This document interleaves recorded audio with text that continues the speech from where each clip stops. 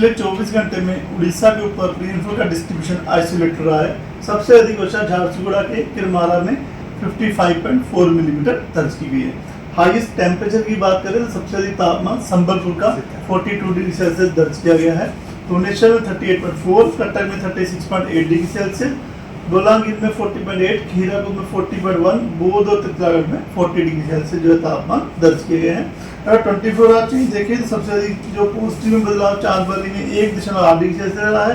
Negative में मलकानगिरी में -2.3 degree Celsius, Bhubaneswar और कटक का 0.4 डिग्री सेल्सियस का बदलाव देखा गया है।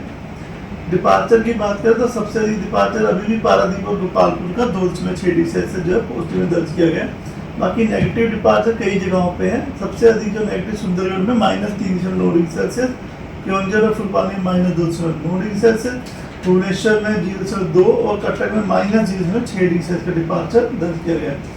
फिलहाल उड़ीसा के ऊपर कोई भी सिग्निफिकेंट वेदर सिस्टम नहीं है, लेकिन आस पड़ोस की जो सिस्टम की वजह से उड़ीसा के ऊपर जो है थंडरस्टॉर्म एक्टिविटी ये सब कंटिन्यू रहने की संभावना है। एक जो हमारे नॉर्थ में जो सिस्टम है उसमें एक ईस्ट वेस्ट तरफ है जो कि साइक्लोनिक सर्कुलेशन जो सेंट्रल पाकिस्तान के है वहाँ से नॉर्थ बांग्लादेश के ऊपर आ रही है, जो कि समुद्र से 1.5 किलोमीटर ऊंचाई पर होती हुई आ रही है और राजस्थान, उत्तर राजस्थान, साउथ हरियाणा, साउथ उत्तर प्रदेश, बिहार और सब हिमालयन वेस्ट बंगाल के अक्रॉस होता हुआ जा रही है ये ट्रफ। तो इसकी वजह से जो सुंदरगढ़, केवंझर, मयूरभंज इन जगहों पे जो है वार्निंग दी गई है। ऐसे थंडरस्टॉर्म विद लाइटनिंग हो सकती है और gusty service speed 30 to 40 km रहने की संभावना है।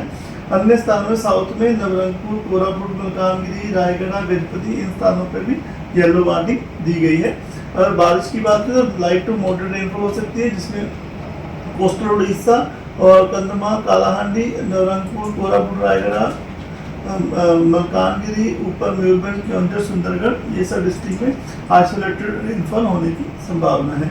इसी प्रकार 21 तारीख की बात करें तो 21 तारीख में जो साउथ उड़ीसा में स्कैटर्ड रेनफॉल रहने की संभावना है, नॉर्थ उड़ीसा में आइसोलेटेड रेनफॉल डिस्ट्रीब्यूशन रह सकता है। और वार्निंग की बात करें तो gusty service speed 30 to 40 km रह सकती है। मयूरभंज, केवंझर, सुंदरगढ़, झारसुगुड़ा, बरगढ़, संबलपुर, देवगढ़ और नीचे कंधमाल, गंजम, गजपति, रायगढ़, कोरापुट, मलकानगिरी डिस्ट्रिक्ट यहाँ आइसोलेटेड थंडरस्टॉर्म, लाइटनिंग और विंड की वजह से येलो वार्निंग दी गई है। 22 को भी स्कैटर्ड रेनफॉल डिस्ट्रीब्यूशन रह सकता है और बरगढ़, झारसुगुड़ा, सुंदरगढ़, केवंझर, मयूरभंज, कंधमाल, कालाहांडी, गंजम, गजपति, रायगढ़, कोरापुट, मलकानगिरी इन डिस्ट्रिक्ट में आइसोलेटेड प्लेस पर थंडरस्टॉर्म की लाइटनिंग हो सकती है। और जो सरफेस विंड स्पीड जो है डे 3 में 40 to 50 km जो गस्टी सर्विस स्पीड रहने की संभावना है। इस बार 23 को भी जो है मयूरभंज, केवंझर, गंजम, गजपति, रायगढ़, कोरापुट, मलकानगिरी में वार्निंग दी गई येलो वार्निंग। और डे 5 में भी सुंदरगढ़, मयूरभंज, केवंझर, गंजम, गजपति, रायगढ़, कालाहांडी, कंधमाल, नवरंगपुर, कोरापुट, मलकानगिरी इनमें जो है थंडरस्टॉर्म लाइटनिंग हो सकती है एक दो स्थानों पे। गस्टी सर्विस 40 to 50 km रहने की संभावना है। बाकी स्कैटर्ड रेनफॉल डिस्ट्रीब्यूशन रह सकता है, लाइट टू मॉडरेट रेनफॉल होने की संभावना है। डे 6-7 में जो है स्कैटर्ड रेनफॉल हो सकता है, थंडरस्टॉर्म और आइसोलेटेड रेनफॉल जो है लाइट टू मॉडरेट अमाउंट में हो सकती है।